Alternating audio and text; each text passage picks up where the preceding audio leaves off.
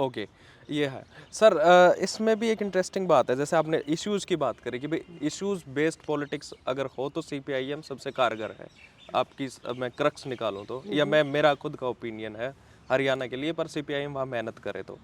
Issues की आप बात करेंगे तो बीजेपी कम्प्लीटली फेल है हरियाणा में, चाहे डेवलपमेंटल इशू हो, चाहे इंफ्रास्ट्रक्चर हो, चाहे अनएम्प्लॉयमेंट हो, वो सारा का सारा है।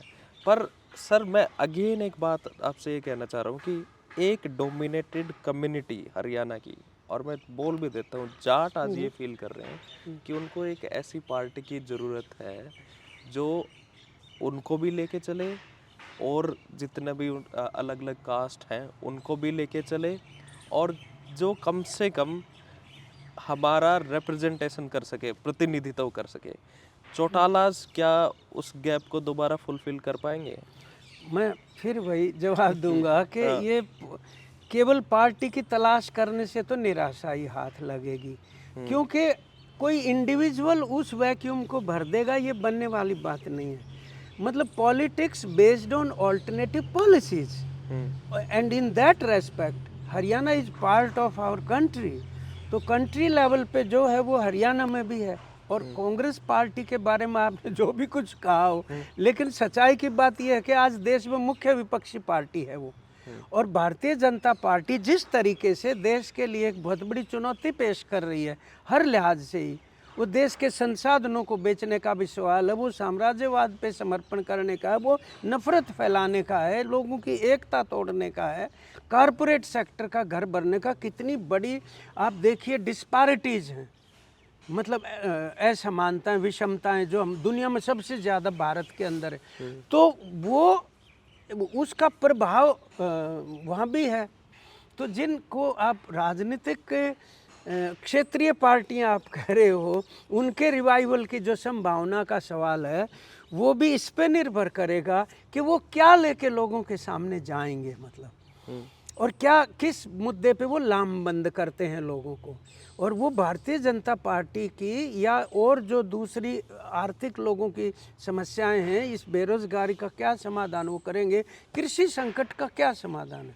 आप एक बात देखिए कि आज हम जो न्यूनतम समर्थन मूल्य की बात कह रहे हैं या मज़दूरों को न्यूनतम मजदूरी और मनरेगा वगैरह की बात कह रहे हैं, उसके पीछे कंसेप्ट क्या है? कंसेप्ट ये है कि रूरल साइड के जो मेहनतकश लोग हैं, किसान मजदूर, उनकी जेब में पैसा जाए, पैसा जाएगा, परचेजिंग पावर उनकी बढ़ेगी।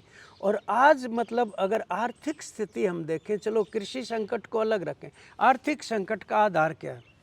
आधार ये है कि लैक ऑफ डिमांड, मांग की कमी। दुनिया भर का एक कंटेम्परेरी कैपिटलिस्ट क्राइसिस है, मांग की कमी है, यानी लोगों को जिन चीज़ों की ज़रूरत है वो खरीदने की क्षमता लूज कर रहे हैं, उनकी जेब में जाएगा तो रूरल इकॉनमी साउंड होगी और उससे ओवरऑल जो इकोनॉमिक सिचुएशन है वो भी पैरामीटर्स इम्प्रूव होंगे। ये सच्चाई की बात है।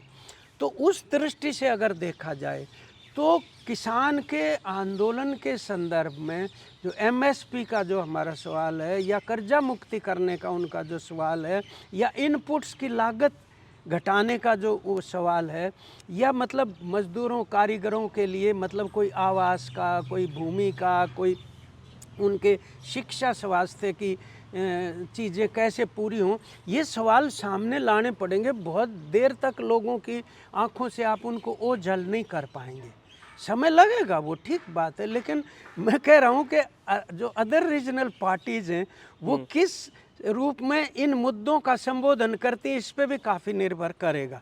लेकिन उससे भी बड़ा निर्भर इस बात पे करेगा कि इन तबकों के खुद के आंदोलन जो हैं वैकल्पिक नीतियों की मांग करते हुए उभरने जरूरी है।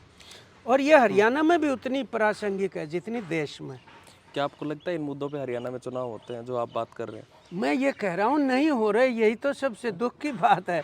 और मैं इसीलिए कह रहा था कि जाति के खांचों में सब कुछ बंद करके और चुनाव में एक हवा खड़ा कर दिया जाता है, और ये जो असली वास्तविक मुद्दे हैं इनको पृष्ठभूमि में धकेल दिया जाता है। लेकिन जब जनता खुद इन मुद्दों को उठा लेगी तो किसी राजनीतिक पार्टी के हाथ में नहीं रहेगा कि वो उन मुद्दों को दूर हटा दें या उसकी अनुपस्थिति में चुनाव हो जाए।